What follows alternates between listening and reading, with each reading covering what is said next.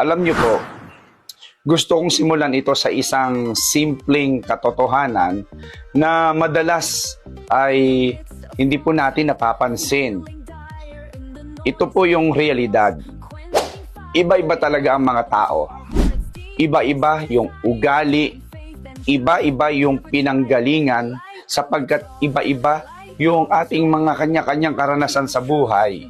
At dahil nga po dyan, kung sakaling tayo ay tinawag ng Diyos sa isang misyon na magpahayag ng mabuting balita, nagkakaroon po tayo ng iba't ibang pamamaraan kung papaano natin maabot ang ating kapwa papalapit sa Diyos. Alam po ninyo kasi may mga tao na madaling maantig sa mga seryoso at classic na pagpapaliwanag. Yung iba naman, mas naaabot doon sa mga pakwela style, yung mga makabagong approach, lalo na ngayon sa social media, sa mundo ng social media. At ito aminin natin, kahit ano pa nating galing sa pagpapaliwanag, anong dunong natin sa apolohetiko, ay talaga namang pong may mga tao na sadyang hindi po natin maaabot basta-basta. Pero hindi po ibig sabihin ay doon natatapos ang ating misyon. Dahil ang katotohanan, mayroon pong ibang tao na sadyang itinakdaan ng Diyos upang maabot sila na hindi natin kayang abutin. Sabi nga sa aklat ng Korinto 12:4, iba't iba yung kaloob, ngunit iisa ang espiritu na kumikilos. Hindi isa ang estilo, pero iisa po ang pinanggagalingan ng kakayanan upang sa iisang layunin ay magkaroon ng katagumpayan, ang makaakay tayong papalapit sa Diyos. Ngayon, ito po yung gusto ko po sanang idagdag na sana ay mabigyan din natin ng pansin sa pagninilay, no? Ang puntong ito patungkol dito sa realidad na nangyayari na may mga kapatid po tayong mga converted Catholics. Sila po yung galing sa iba't ibang sekta, iba-ibang reliyon. At minsan, dahil sa kagalakan na nasumpungan nilang katotohanan at sila po ay nagkusang gumawa ng pamamaraan upang magbahagi ng bagay na kanilang natuklasan sa ating simbahan, dala-dala pa rin nila ang kanilang estilo, ang kanilang sistema, ang kanilang pamamaraan na nakagisnan at natututunan noon. At dito minsan nagkakaroon ng medyo nagugulat tayo sapagkat maaari natin sabihin, ako parang mali na yung ginagawa mo, yung style mo. Hindi dapat, Katoliko ka na. Pilit natin silang hinila sa dapat ito yung ating maging pamantayang sistema. Pero mga kapatid, nawa ay medyo pakinggan muna natin sila.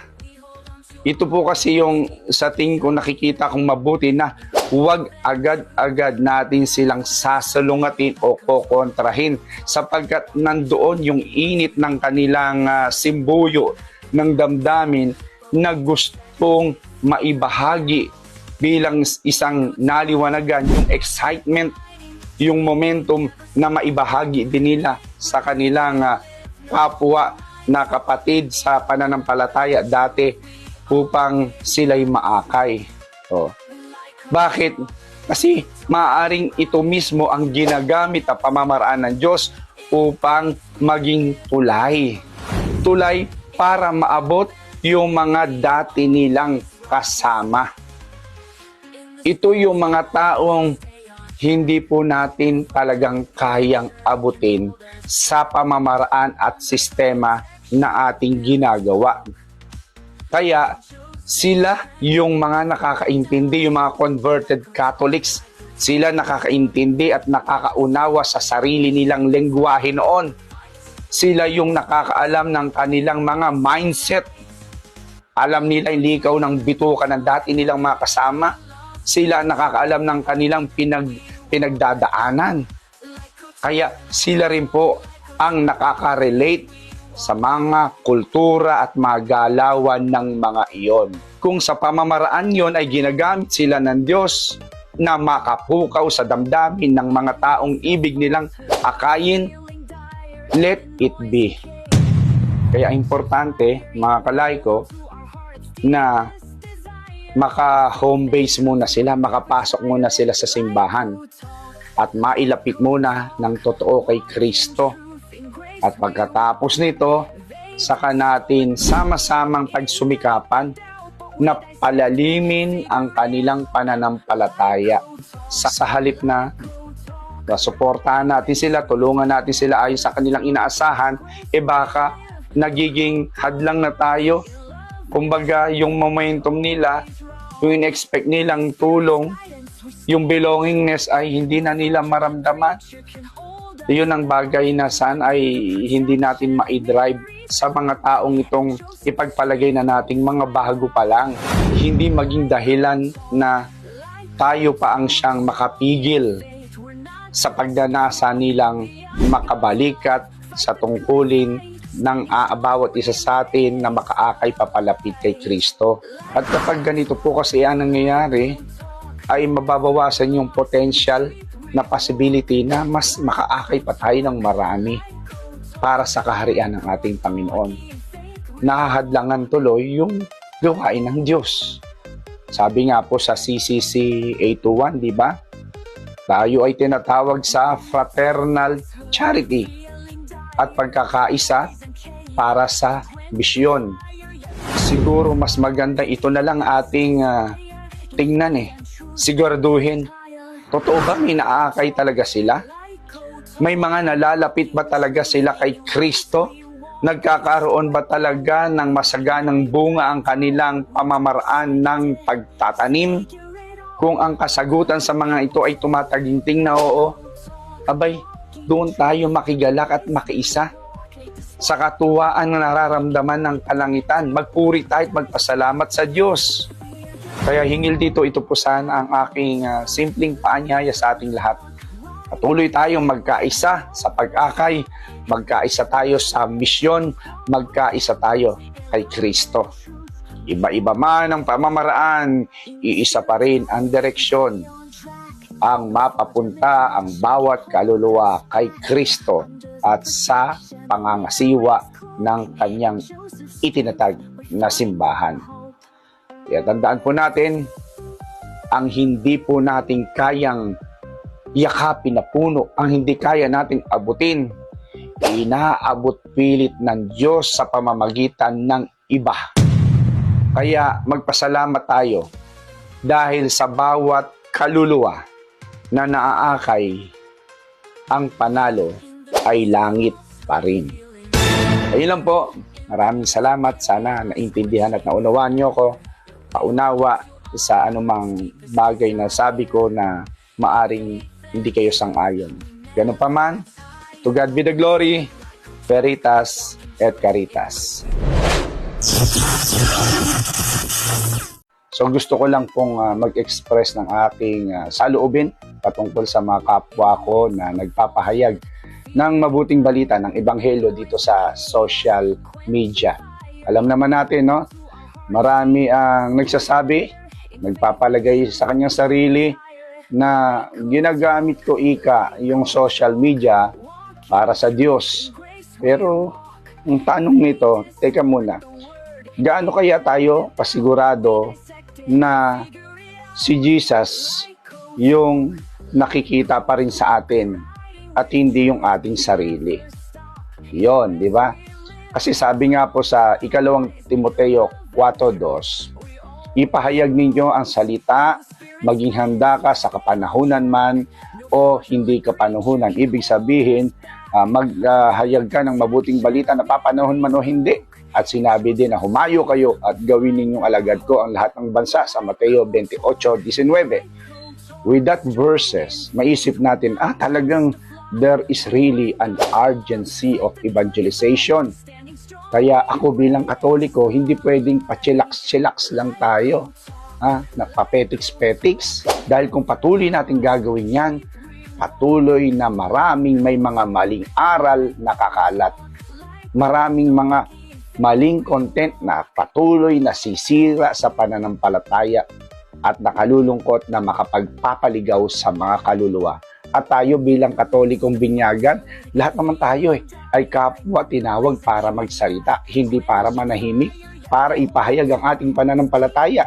At ang social media ang siyang itinuturing kong makabagong pulpito sa ating kapanahunan. Hindi lang sa simbahan, nandun yung pulpito, nandun din yan sa Facebook, nasa TikTok, nasa YouTube, nasa Reels.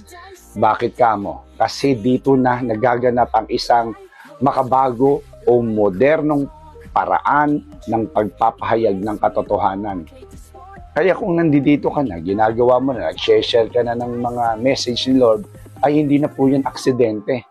Mabuti pa, ituring mo na lang yan na isang mistulang misyon sa tamang intensyon.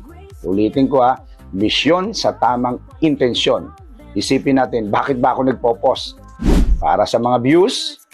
Para sa mga likes? Para sa mga followers? Yes, gusto nating maraming followers kasi marami talaga tayong chance na may maakay at makapakinig. Pero higit sa lahat, para sa kaluluwa. Sabi nga, sino man makapagpapabalik na makasalanan ay magliligtas ng kaluluwa.